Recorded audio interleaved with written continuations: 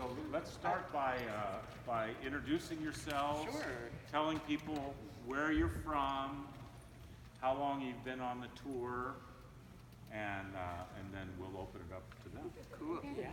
Sure. Okay. Hi, everybody. You can't hear. Yeah, you guys speak great. You don't bite. We're all friends. My name's Phil. I'm actually originally from Austin, Texas, but I've been living in Orlando for the past 9 years. I'm one of the newest company members. I just joined in Denver, so I've only been with the company for about a month, and I'm about 5 weeks now. So I'm really enjoying it. It's great. Awesome. Yeah. My name is Madoka Koguchi. I'm from Tokyo, Japan.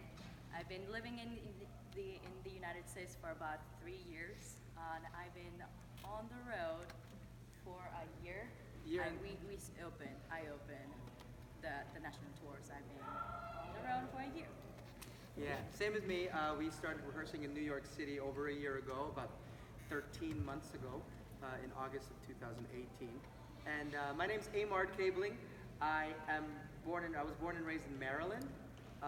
My mom and dad are from the Philippines.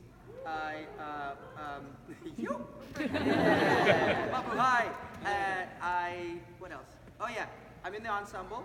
I play the engineer once a week, and last night I got to play Tui. Yeah. That's why I shaved. And so I understudied Tui as well. Cool. All right, so it's all yours. I'll try and get to as many as you can, but where are you going after this? Salt Lake City? Salt Lake City? Yep. Okay. Yeah. Where'd you come from? We were just in Tempe, Arizona, and then before that, we were in Denver, Colorado for 2 weeks. And then before that, it was a 1-month layoff. They all got like a nice little vacation at home. That was like much needed for them. I walked across Spain with my wife. Wow. I did this thing called the Camino. If anybody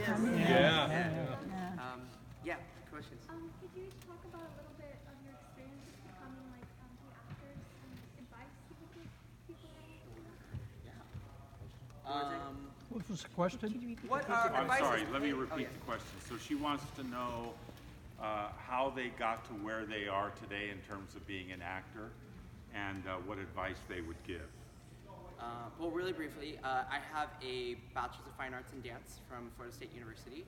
After graduating, I actually ended up doing like the commercial route. I did cruise ships. I moved down to Orlando and started dancing for Universal Studios Florida and then Walt Disney World. And then while I was doing that, I was still doing musical theater regionally. And I I got laid off from my job, and that was not a decision. Got laid off from my job in Walt Disney World, and while I was on my layoff, I was auditioning for different Broadway shows, and that's how Tara Rubin Casting found me, was at one of the other calls, and I got an invitation to be to the replacement call here. And from 60 Boys, I got the contract. It was one of those, it was one of those right place, right time moments. I would say, I always say that preparedness meets opportunity. So just make sure that you are ready for when the job's available, and audition. So this is your first Broadway touring It's my first show? national tour. Very good. Anybody want to quickly share? I have a little bit of an interesting past because I'm from Tokyo, Japan. I'm 26 years old right now, but I didn't speak English until I was 21. So I went to Toronto, Canada to study English for a year and a half, and then I auditioned for a college called Ancheta, New York, American Musical and Dramatic Academy. I got accepted. I went back to Japan for 4 months, and then I moved to New York. I went to college for a year and a half, and I would say this is my first professional job. And obviously this is my first Broadway national tour. And how I got it is, so like he said, our contract started in August 2018, but we auditioned back in February 2018. And I personally went through 4 callbacks, and after going to the last callback, the final callback, I got an offer about a week later. But like he said, this business sucks sometimes. Sucks sometimes. But when we have a great job like this, and then like a great show to do, it's such a rewarding job to do. Yeah. What it does suck, I have some advice that I give some people too, that if it does suck, know how to move forward. yourself up and go again. Like keep going. Don't give up. You know, Yeah. don't let it downtrodden you. You'll get 100 no's and like 5 yeses, and like and however many times it brings you down, you keep going up. Yeah, You keep, yeah. keep trying. Literally, like, don't take it personally. That don't take the no that you get really personally, because sometimes, oh, she doesn't wear like 6.5 shoes. That's Yeah. why. That's literally how this business works. Yeah. And I don't will like have- her red lipstick today. You know, like Exactly. So it just happens to be like the right place and the right time. But to make that happen, you have to go to a lot of auditions. And even though you get yes or no, you just keep showing up. That's the skill. And then a lot of people don't have the skill. Right. So it's the patience and the persistence to keep moving forward no matter what happens. That's Awesome. how it is. Yeah. Yes, yes, ma'am. For your individual tracks that you have in the show, what would you say is the most challenging part of your show? So the question is, of all of the tracks of the show that go on during the show, what are your favorite parts? I think you were talking like what's most challenging about swapping in and out of our tracks. What's different about the ensemble is because we do play multiple characters throughout the show. So where like your certain character's journey, it might stop in this moment because you become something else, but then you pick that journey back up. So like where we're in the opening Dreamland scene, we're a waiter. I'm a waiter in that scene. That character comes back in the nightmare because they are leaving us behind. We're those people still. I just happen to be in different clothes, but I'm not that same person when I'm playing a Viet soldier. It's different. So like it's being able to like pick up and drop off your characters, but still be able to create a round character for yourself and be part of the scenes and tell each of those stories as authentically as humanly possible every night and every show. Like that's like, yeah, because like sometimes, you know, and like everyone says like, you know, leave your stuff at the door, but I think what's great about especially stories like this one is you don't have to. Like you can bring in what's happening in your real life and like the troubles and the trials that we have and go ahead and use that in your own show. You know, I think that makes it more relatable. Awesome. Yes, sir. In any of the performances you made in the past in other cities, have you ever been approached by a real Chris and a real Tam? Yes. So the question is, Like that was for Eymard. For me? in any of the shows in the cities where they have performed, have you ever run into a real live Chris or a Tam? Wow. We could have a whole nother day Yeah. of talking Day about about this. Vietnam vets that have come to the stage door. Vietnam vets who came with their wives from Vietnam. One guy we met in, what's his name? Ian Bowie from Dallas, Yes, or Dallas. Dallas, Texas. He was actually one of the last. She was a child when he was taken on the helicopter and evacuated from Saigon. So he has vivid memories of him on that day. But he looks back on it in history books, and he told us his experience, and it was quite chilling to hear that. Also Jackie's mom. Jackie's mom. One of our castmates' mom was literally him. She was working at a bar as a bar girl, and she fell in love with this GI, and she had 3 kids with him. But they couldn't make it. Two. And they unfortunately passed away during the war. She escaped from Vietnam like 10 years later after the fall of Saigon happened. And Jackie is the youngest child. And she had 3 brothers, other than the 2 sons she had. But one of the 3 brothers passed away too, so she has quite a life. She's from San Diego. She lives in San Diego, and one of the San Diego publications did a special on her. If you look it up on Google, Jackie Nguyen is one of her cast members, and there's a whole feature on her mom and how this story is her. On another lighter note, a woman I did Miss Saigon with 17 years ago, her daughter was Tam. Yeah. Today. Oh, Yeah. Yeah. So that's how long I've been doing this show. Yeah, it's quite close, and then it's real. It's not 100 years ago. Right. Right. People who experienced this, all of this stuff that are still alive, literally alive, not even old. So the beauty of doing the show is it never gets old, it never gets rusty, because we have to be truthful to respect all the people who experience this world. Yes. How old are the children, and do the girls wear wigs? How old are the children, and do the women wear, or the girls, girls. wear wigs? The children are four. We have 4 children. I think 2 of them are 4 and 2 of them are 5 years old. There are 2 girls and 2 guys, and nope, the girls get a haircut. Yeah. You'll see. They're loving it. You can see in the photos, actually, Haven and Addie both had long hair in their headshots, and they were cut. Their haircuts were cut, and they have to maintain that while they stay. But they love it. Haven looks They cute. love it, yeah. So she's for great. tonight, Who was tonight? there, 2 Haven. kids, one in the first act and one in the second act? No, so we have what we call we have TAM for the night, and then we have bonus TAM.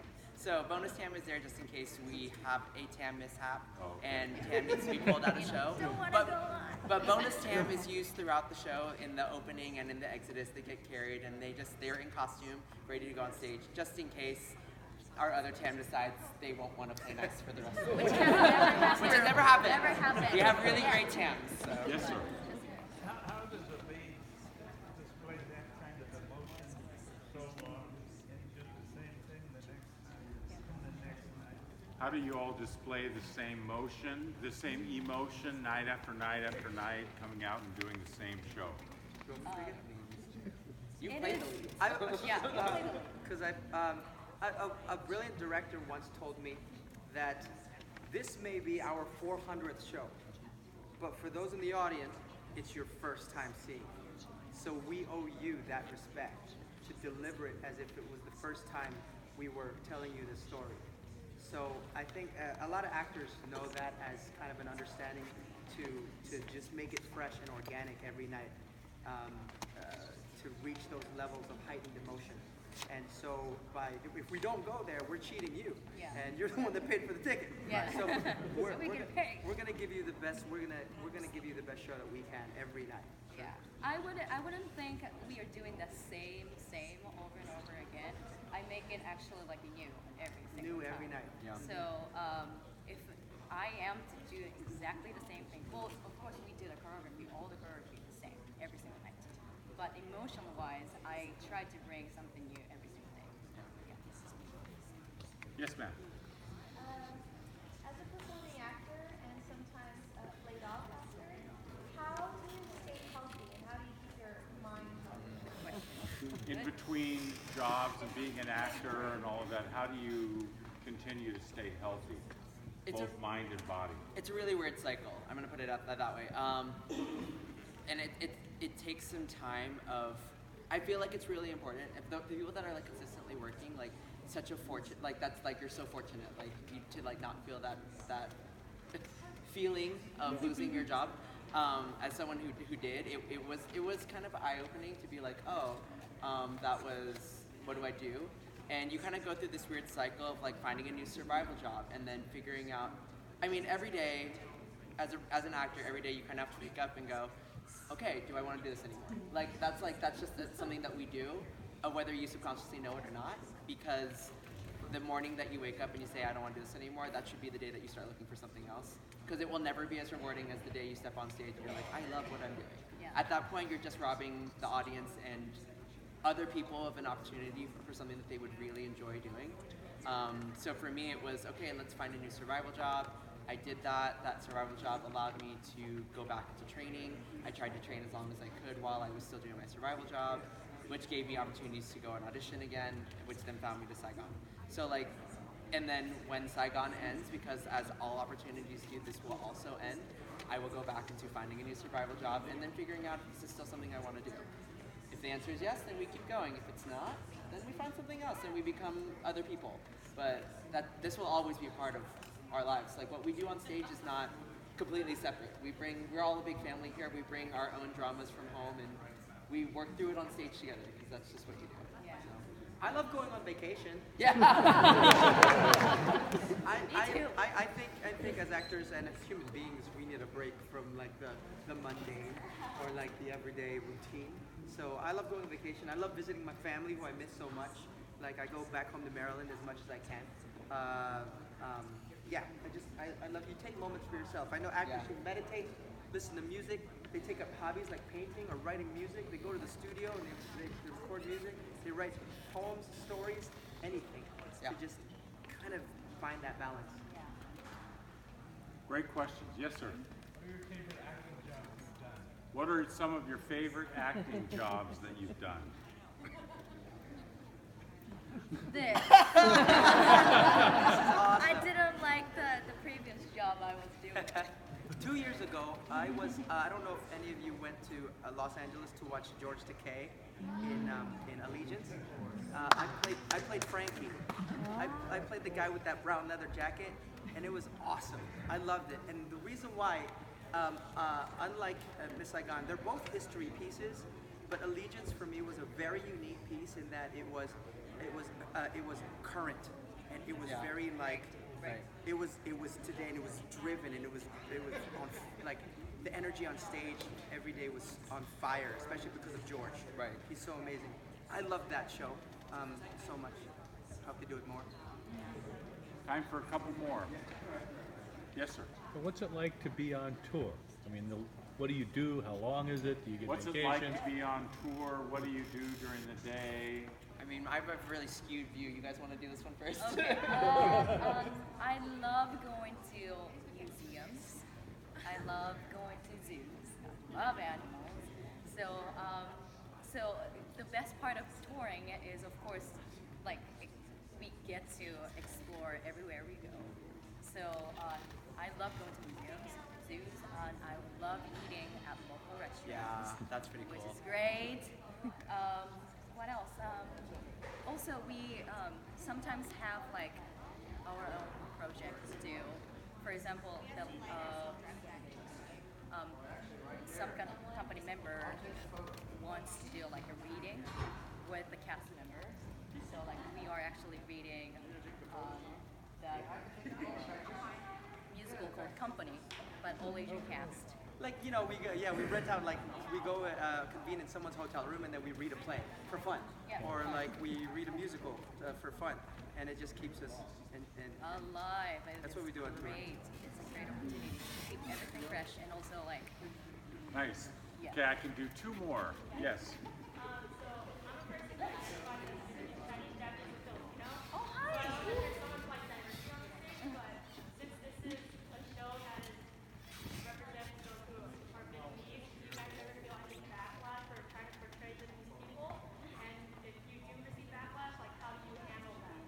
So the question is, do they ever receive backlash from portraying Vietnamese people, and if they do, how do they handle it? That will take that's another loaded. day and Yeah, that's It's loaded. another Okay. whole loaded question. It's a golden question. It's amazing. And you want to take it? No, you'll. Or do you want to take it? Okay, so the show, obviously, the show does fall under a very weird umbrella because yes, we are telling a story that is factual. We are using facts to help drive our story. Now, what we like to make sure that we let everyone know is that the story is not about the Vietnam War. Our story is a love story, and the Vietnam War is a catalyst that helps us get us through that story. And again, the original premise for Miss Saigon was actually Madame Butterfly. So it's an opera and we've just kind of made it more relevant, something that people can tangibly go to in a more relatable fashion. Now, that being said, again, yes, we try to be as sensitive as possible because, yes, most of the people on stage are not Vietnamese. In fact, we only have 3 authentically Vietnamese cast members. That's it. And we're so fortunate to have them because they've helped us step into these roles as authentically as humanly possible. A lot of the ad-libs that you hear on stage are actually in Vietnamese. And we've changed some of the words even to the show. The wedding ceremony has been changed for this tour to make it more authentic to the Vietnamese culture. We are trying to tell the story as authentically as humanly possible. That being said, we are paid actors. So that they went to Vietnam actually originally to cast this. They've been many, many times. And it just so happens that like when it comes down to casting, the whole cast just doesn't work as a full Vietnamese cast. And so we just make sure that as actors, we're trying to tell the story every day and be sensitive to the fact that this could be someone's story out in the house. Someone could come here and literally be like, I 100% identify with this, and I thank you so much, or have problems with it. And again, talkbacks like this are so great because it gives them an opportunity to tell us what those are. And people on the creative team, we do listen. Like, they do listen, and we do try to be as sensitive as possible, because again, I know this could be a really heated topic. Like I said, we could have a whole sit down about why this is a very heated show. But we can't. But we can. But yeah. Okay, I've got time for one more question. Other than that, sure. Yes, ma'am, all the way.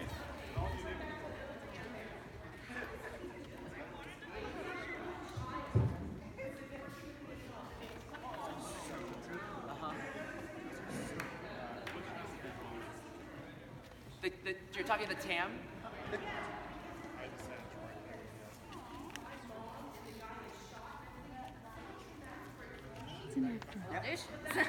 Audition. So the question is, how does the little child deal with everything that's going on stage and still keep it together? How about when he was thrown around like They're very well trained. They're very well trained. The audition process is very interesting. Yeah. They audition mostly in New York City, except for the one, my friend, they auditioned in Los Angeles. Yeah. But wherever you audition, they come in and the director plays games with them. Like basic games, like red light, green light, and like who listens. And so like they pick out the kids and sees who's like above their years and who listens to like stay there and stand still. That's like the basic audition. From then on they cast them. When they cast them, we start rehearsing them. And we teach them code words like noodle. And a noodle is when you pick up a kid and they just and they're like, we teach them what a noodle looks like. We tell them what a monkey cuddle. Monkey cuddle, where your legs go like this and you hold on really tight to Kim, and the kids are on it. Like, they listen better than I do. They're like, and they do it, and it's really magical to see happen. And we say, walk to this X or walk to this speaker, and they do it. We make it sure that during the gun scenes, the violent scenes, the kids are turned away. I don't know if you've noticed this, but we turn the kid away. So when the gunshot happens, they don't see it. And then, for their safety, we put little putty in their ears so that they're not, so that the ears don't get damaged by I was wondering, because Kim was singing Right. You'll also notice that when Kim is, especially in all those close-up scenes where Kim is singing, she has her hands over her ears as well to help. And again, it's all about the safety of this child. This child is very precious to us, and we love our TAMs dearly. So we want to make sure that when they're no longer TAMs and they graduate and they move on to something else, that they have their full hearing. All right, everybody, let's give them a round of applause.